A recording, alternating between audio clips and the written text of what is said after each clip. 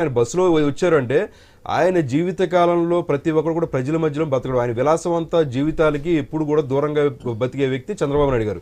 ఖచ్చితంగా అధికారులు ఆయన వచ్చారు అంటే అధికారులు కూడా రెడ్ అలర్ట్ అనేది స్టార్ట్ అవుతుంది.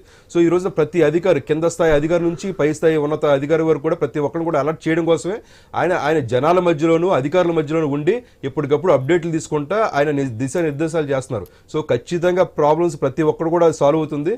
సో అంతేకాకుండా ఇంకా కొత్త వరద వస్తుంది, ఇంకా కొత్త ఫ్లడ్ కూడా వస్తుంది. 10.5 అనేది చెప్పేసి ఆల్రెడీ ఆయన అంచనా వేశారు ఆయన.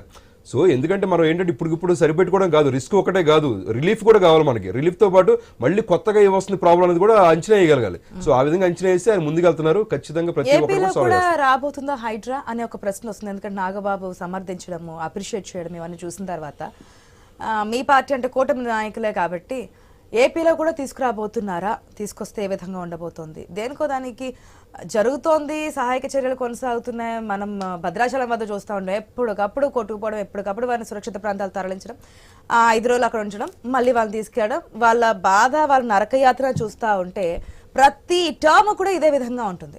గవర్నమెంట్లు మారుతూ ఉంటాయి. గతంలో జగన్మోహన్ రెడ్డి ప్రభుత్వం ఉన్నప్పుడు దీనికి శాశ్వత పరిష్కారం అన్నారు, గవర్నమెంట్ అయిపోయింది కానీ పరిష్కార మార్గం కనిపించలేదు. ఇప్పుడు మళ్ళీ గవర్నమెంట్ మారింది కానీ వారి పరిస్థితులు యథా రాజా తదా ప్రజ అనే విధంగానే ఉంది. కానీ ఎక్కడ అనేది ఒక ప్రశ్న వస్తుంది కదా. సో హైడ్రా అనేది ఏపీలో కూడా తీసుకొచ్చే ఆలోచనలు ఏమన్నా ఉన్నాయా శాశ్వత ప్రక్షాళన దిశగా? నిజంగా హైడ్రా అనేది ఏపీలో కొన్ని ఏదైతే సిటీస్లోనో అవసరమైతే ఖచ్చితంగా అది ప్రవేశపెడతారో అది ఎటువంటి డౌట్ లేదు.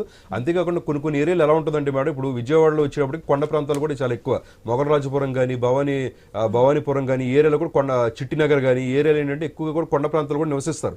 సో వాళ్ళు మనం ఖాళీ చేయమని అంటే చాలా వరకు ఖాళీ చేసే పరిస్థితి కూడా ఉండదు అక్కడ. సో ఇవన్నీ కూడా పరిగణలోకి తీసుకొని దాని ఒక్కటి కూడా దానికి పరిష్కారం అనేది ఖచ్చితంగా ఆలోచిస్తారు.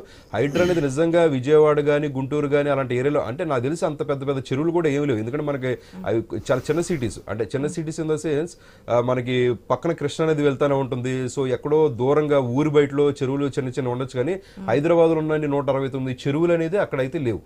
సో దాని గురించి ఖచ్చితంగా ఆలోచిస్తారు. ఎందుకంటే ఏదైతే అనాధికారికంగా కట్టారో అవి ఖచ్చితంగా చర్యలు తీసుకుంటారో దానికి తగ్గట్టుగా ఇప్పుడు ఆల్రెడీ నేను ఇంతకుముందు చెప్పాను, బొడవేరు పరివాహక ప్రాంతాల్లో కూడా 2014 నుంచి 18 ప్రాంతాల్లో కూడా ఎంతో మందికి నోటీసులు ఇచ్చారు, మీరు అర్జెంట్గా ఖాళీ చేయండి, మీకు కావాలంటే మీకు ఆల్టర్నేటివ్ సోర్సెస్ కూడా ఇస్తామని చెప్పి అప్పుడు కూడా చెప్పారు.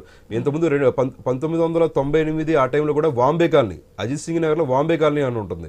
సో అది కూడా స్టార్ట్ చేసింది చంద్రబాబు నాయుడు గారి హయాంలోనే. ఇలాంటి ఎన్నో కాలనీస్ చేశారు ఆయన. సో ఖచ్చితంగా దాని తగ్గట్టుగానే ఆలోచన పరంగా ఆయన సొల్యూషన్ ఆలోచిస్తారు. రాబోయే రోజును దృష్టిలో పెట్టుకుని ముందుకెళ్ళాలి. ఖచ్చితంగా ఇప్పుడు 50 సంవత్సరాలు కాదు, 100 సంవత్సరాలు దృష్టిలో పెట్టుకుని బ్రిటిష్ కాలం గురించి కూడా మాట్లాడారు ఏపీ సీఎం.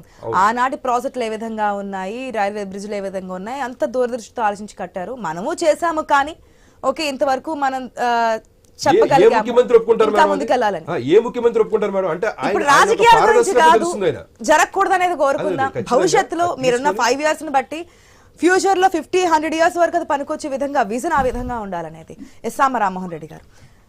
తెలంగాణలో మెయిన్ గా హైదరాబాద్ లో మనం చూస్తూనే ఉంటాం, ప్రత్యక్షంగా నరకం అనుభవించే ప్రజలు ఎవరున్నారంటే ఉద్యోగాలకు వెళ్లే వాళ్ళు, వీళ్ళు ఎక్కువగా కనిపిస్తుంటారు.